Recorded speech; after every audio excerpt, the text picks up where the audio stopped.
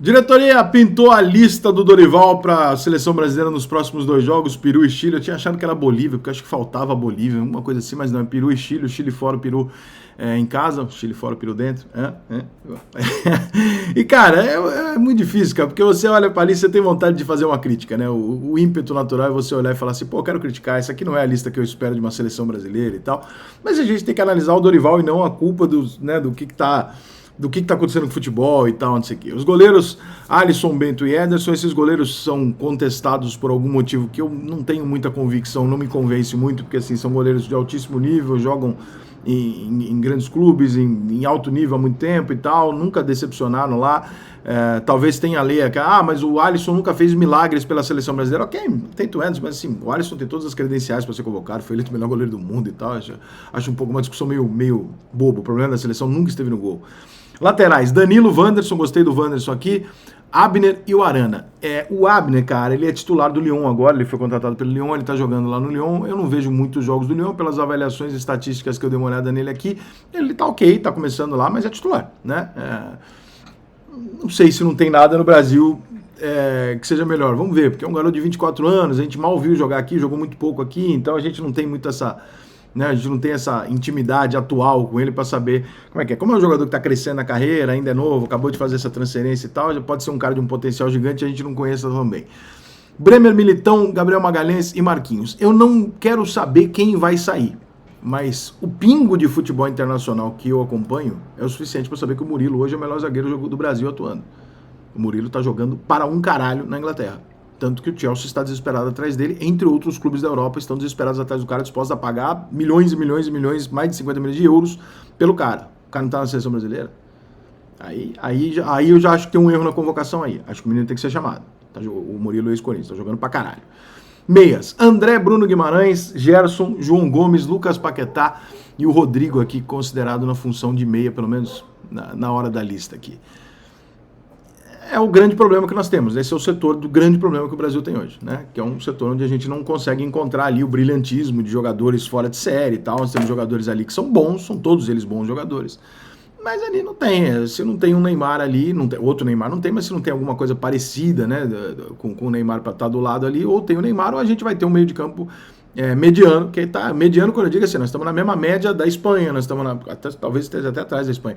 Nós estamos na mesma média aí da Itália, um pouquinho superior talvez à Itália, mesma média ali da Alemanha e tal. Nós estamos na média de todo mundo, que são bons jogadores e tal, mas nenhum espetáculo que vai ficar para a história do futebol, nada disso e tal. Pelo menos a previsão, né? A Inglaterra tem o Bellingham, talvez se torne um jogador, mas ainda assim também não acho que é o caso de ser um jogador que daqui 20, 30 anos vamos lembrar do Bellingham e falar, nossa, que saudade e tal. Eu acho que é muito bom, mas é isso. E não tem muito o que fazer, cara. A gente não tem muita opção, né? Os meias do futebol brasileiro, hoje uma parte deles são sul-americanos, não necessariamente brasileiros e tal, que jogam aqui. Então, assim, é uma situação que o Dorival não tem muita coisa que fazer. Atacantes, Endrick, Luiz Henrique, Martinelli, Igor Jesus, Rafinha, Savinho e Vinícius Júnior. Eu acho que ele inverteu aqui, pelo menos nessa lista que eu tô vendo aqui, eu não sei se foi a CBF que fez, o Rodrigo com o Rafinha, né? O Rafinha tá jogando mais centralizado atrás do atacante e o Rodrigo continua jogando mais de atacante lá na maioria das vezes. Então, acho que ele deve ter invertido, mas no final das contas não faz muita diferença. Cara, Martinelli pela esquerda, Vini Júnior pela esquerda, Savinho, Luiz Henrique pela direita, Endrick e Igor Jesus, os dois jogadores mais centralizados. Acho que o Endrick naturalmente, né? Eu acho que o Luiz Henrique também merece a segunda oportunidade. E o Igor Jesus, cara, eu gosto muito dele, tá? Eu acho ele muito bom jogador. Na ausência do Pedro, machucado, não é nada eu acho que assim, já houve em determinados momentos jogadores que jogaram, que se destacaram mais do que ele, que não tiveram oportunidade tão rápida.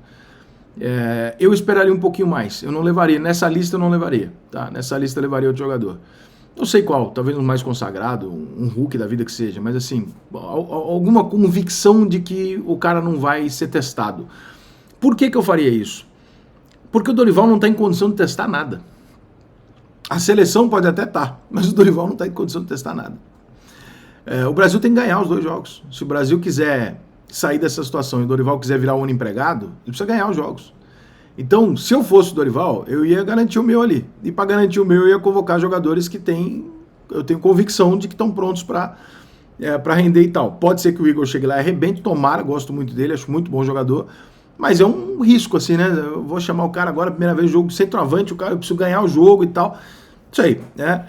Eu chamaria ele, eu tava na minha ideia que ele fosse para a seleção daqui a pouco, não agora. Mas não tem nada de anormal na lista da seleção brasileira, não tem nada de assustador. Eu acho que a não convocação do Murilo é um absurdo, essa não convocação para mim é um absurdo pelo que ele tá jogando lá. Essa para mim realmente é um absurdo. Tirando essa, cara, porque essa eu tinha muita certeza que estaria, né? Eu tinha muita certeza que o Murilo estaria convocado lá do Nottingham Forest. Ele tem 22 anos, cara. Ele saiu de um Corinthians, né? Foi pro Nottingham Forest e já tá ali, irmão, sendo negociado. Foi por 12 milhões de euros, já tá sendo negociado a 4 vezes o valor com o Chelsea, o caralho e tal. Esse menino é acima da curva, dava pra ver aqui no Corinthians. Então eu acho que ele tinha que estar ali por merecimento.